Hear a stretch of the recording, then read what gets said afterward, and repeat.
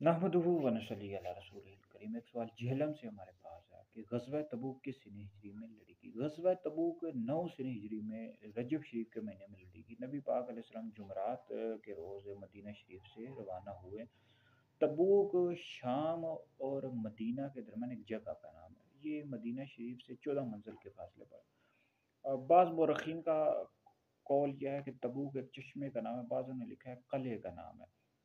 تو یہ بہت مشکل جنگ تھی، اس میں مسلمانوں کی تعداد تو بہت زیادہ تھی، لیکن اس میں کھانے پینے کا جو سامان تھا بہت ہی کم تھا۔ بہرحال اس جنگ کا ایک نام ہے جیش الاسرا یعنی تنگ دستی کا لشکر، اور ایک نام ہے غزوہ فاضحہ یعنی رسوا کرنے والا غزوہ۔ اس میں منافقین کو رسوائی اٹھانی پڑی تھی، شرمندگی اٹھانی پڑی تھی، تو اس وجہ سے اس کا نام غزوہ فاضحہ ہے۔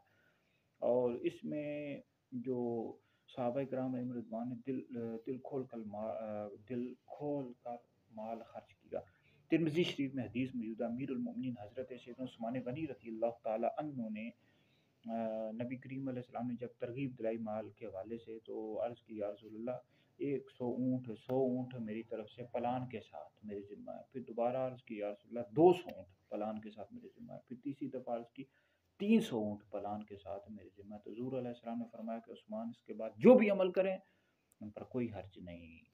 تو یہ بہت بڑی جنگ تھی۔ تو اللہ تعالیٰ جتنے بھی صحابہ کرام علیہ رضوان نے اس جنگ میں شرکت کی، اللہ تعالیٰ ان کے صدقے ہماری مغفرت فرمائے۔